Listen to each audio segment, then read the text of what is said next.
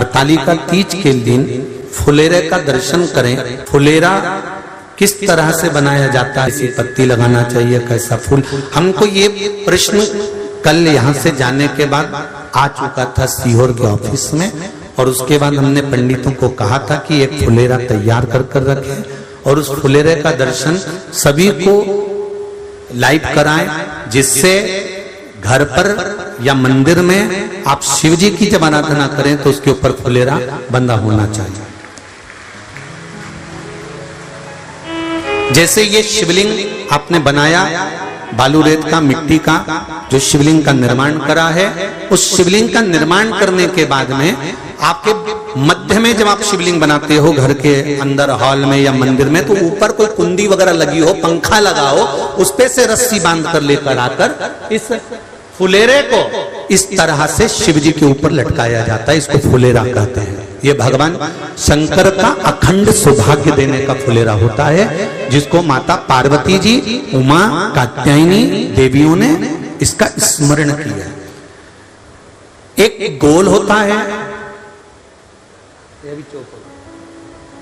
गोल, चौकोर, तिरछा, जिस तरह से भी बनाना हो, पर शिव जी के ऊपर नीचे शंकर भगवान होते हैं। ये थोड़ा ऊंचा, जिससे पूजन भी आराम से हो जाए, इसको ऊंचाई की ओर लगाया जाता है, जिससे भगवान, जैसे अपन जलाधारी लगाते हैं, उसी तरह से इस फुलेरे को लगाया जाता है।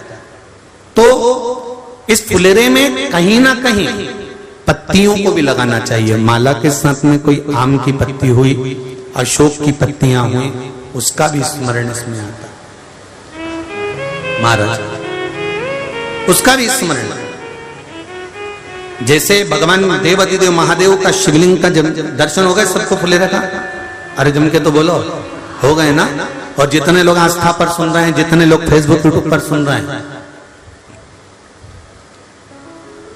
अगर आपके स्मरण में फुलेरा नहीं हो तो उसका दर्शन अवश्य करिएगा। शिव मंदिर में अगर जलाधारी भी लगी हुई है तो जलाधारी से फूल बांधकर नीचे की ओर लटकाना चाहिए, पर लटकाना चाहिए, फुलेरा बनाना चाहिए।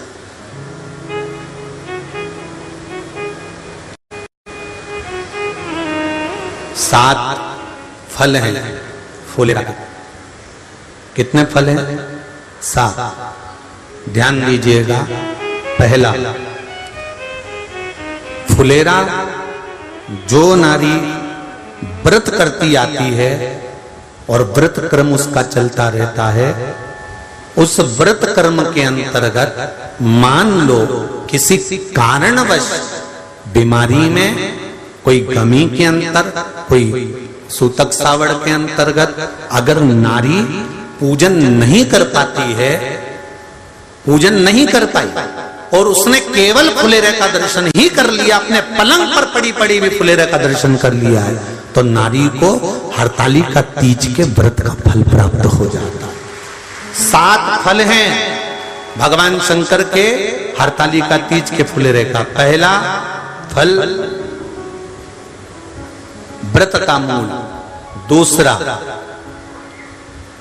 यदि कोई नारी आई और उसके संतान नहीं, 10 साल, 8 साल, 5 साल, 6 साल, 7 साल, 12 साल, 15 साल हो गए, उस फुलेरे का मात्र स्मरण कर कर एक पुष्प भी उसने अगर हल्दी कुंकू का लगाकर उस फुलेरे का टच कर कर भगवान शिव के पावन चरणों में रख दिया है और विनती कर कर गई है, तो अगला फुलेरा वो खुद बनवाती है, उसकी गोदी में संतान आ ही जाता है।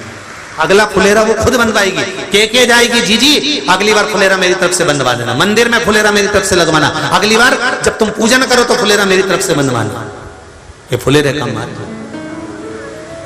तीसरा, महाराज हम कोई दान, गौदान, हरतालिका तीज की किताब है आपके यहाँ, जो लोग पढ़ते होंगे हरतालिका तीज की किताब, उसमें लिखा है ब्राह्मण देव को ये दान देना है, ऐसा दान देना है। अब कोई गरीब है, कोई साधारण है, नहीं है किसी की कैपेसिटी, नहीं दे सकता, तो क्या होता है? तो कहा हम गौदान नहीं कर पाते, हम स्वर्ण दान नहीं कर पाते, हम वस्त्र दान नहीं कर पाते, हम मुद्रा दान नहीं कर पाते, हम अन्नदान नहीं कर पाते, हम ये सारे दान अगर नहीं भी कर पाते हैं तो शिव महापुराण की कथा कहती है तीसरा फल फुलेरे का है कि मात्र फुलेरे का दर्शन स्पर्श कर लेने से सारे दानों का पुण्य फल प्राप्त हो जाता है। यह तीसरा फल फुलेरे। अब हरतालिका तीज का फुलेरे का चौथा महत्व है महाराज। चतुर्थ महत्व हरतालिका तीज के फुलेरे का है, जो कुंवारी कन्या हरतालिका व्रत करती है, पहली बार जो हरतालिका तीज का व्रत करती हैं या हरतालिका तीज का उद्यापन कर देती हैं या किसी कारणवश शरीर ऐसा नहीं रहा कि बिना पानी के नहीं रह सकती, तो 2 बूंद अगर उन्होंने पानी भी पी लिया है या कोई कारणवश एक कुछ गलती हो भी गई है, तो मात्र फुलेरे का दर्शन कर लेने से वो गलती शंकर स्वीकार कर उसको क्षमा कर देते हैं। ये चतुर्थ भाव के अंतर्गत।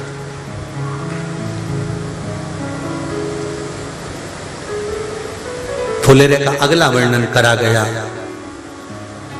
महाराज शिव तत्व की ओर, शंकर भगवान की ओर। हम ना काशी जा सकते हैं, हम ना सोमनाथ जा सकते हैं, हम ना किसी स्थान पर जाकर एकांत में भगवान शंकर का स्मरण कर सकते हैं। मान लो हमें एकांत में बैठकर शिव की भक्ति करना है, किसी मंदिर में किसी देवालय में जाकर भक्ति करना है, तो फुलेरे का मात्र दर्शन करने से, पूजन स्मरण करने से उस भक्ति का फल भी हमारे खाते में आ जाता है। और फिर अगला आखिरी का जो वर्णन किया गया है वो कहा गया कि पार्वती मैया गुफा में जाकर भगवान का भजन करती थी, शिव का स्मरण करती थी और फिर अपनी सहेलियों के साथ बैठकर शंकर का स्मरण करा, जिसका फल पार्वती को मिला। तो कहा हम ना किसी गुफा में प्रवेश कर सकते हैं, ना हम किसी गुफा में या जंगल में जा सकते हैं।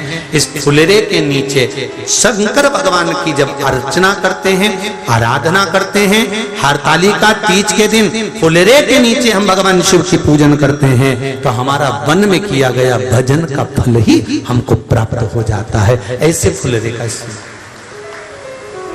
हरतालिका तीज का पूजन व्रत कुंवारी कन्या कर सकती है, शादी होने के बाद भी नारी कर सकती है। अंतिम अवस्था तक प्राण छूटे तब तक हरतालिका तीज का व्रत नहीं छोड़ना चाहिए।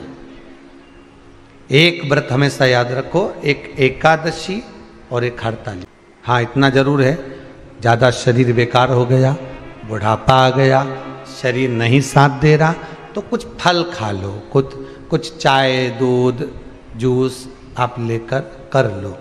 इतना भी नहीं बने, शरीर बहुत ही बेकार हो गया, तो आप एक समय फल का फलहार धारण कर लो, ठीक है।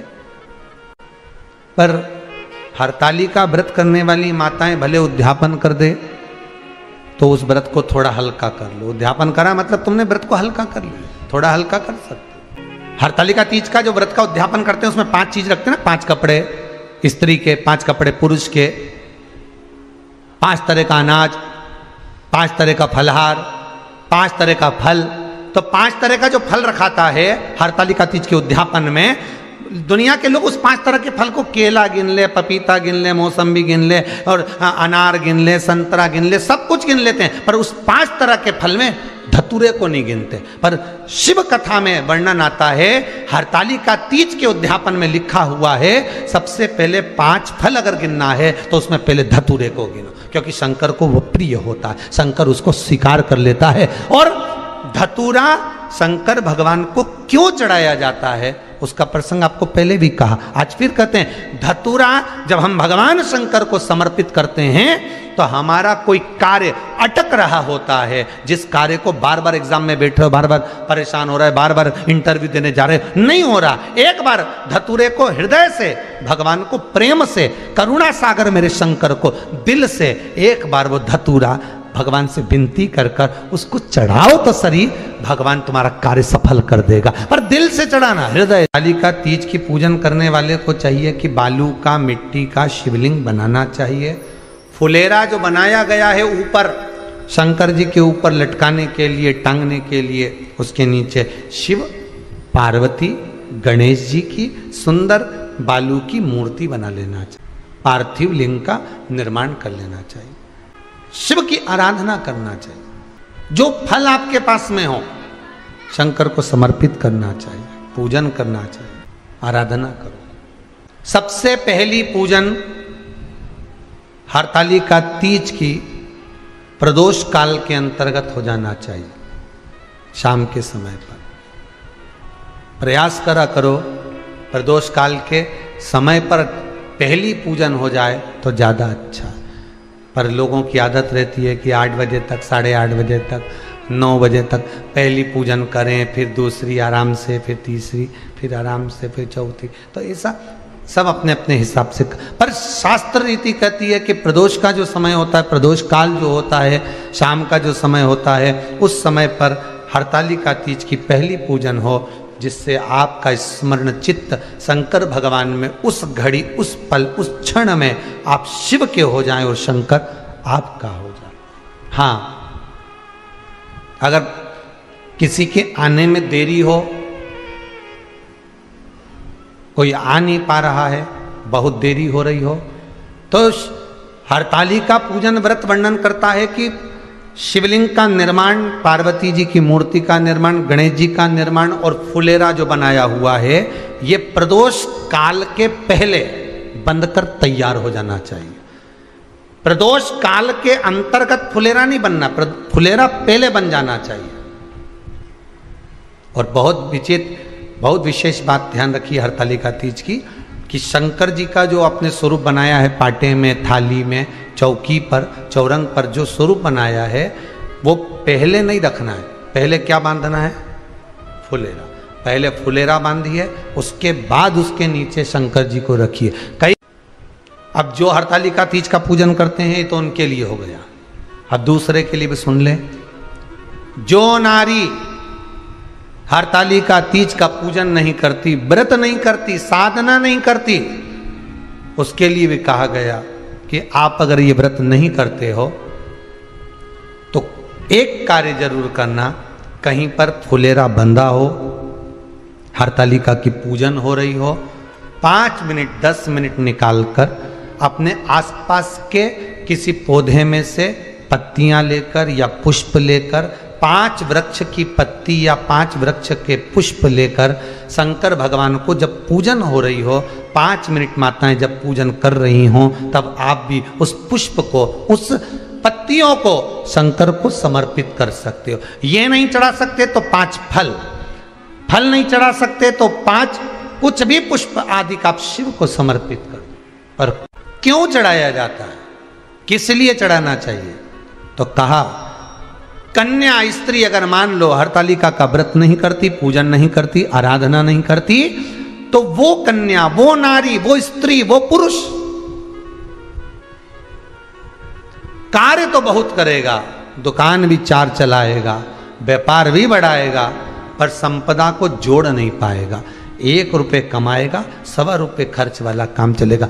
हस्त नक्षत्र में जो तृतीया पड़ती है, हस्त नक्षत्र के अंतर्गत जो तृतीया का महत्व कहा गया है, वो संपदा को बढ़ाती है, मनोकामना को पूर्ण करती है। इस नक्षत्र के अंतर्गत जो तृतीया आती है, वो मनोकामना को पूर्ण कर कर चली जाती है। इसलिए शिव की आराधना के लिए प्रथम माने।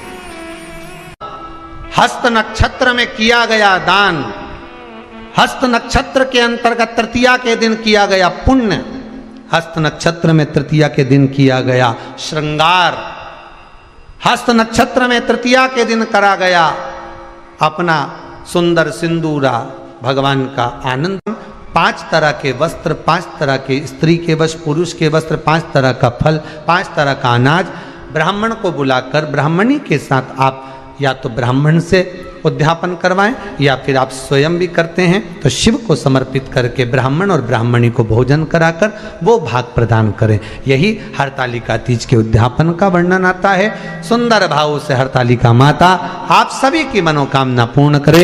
हर हर महादेव।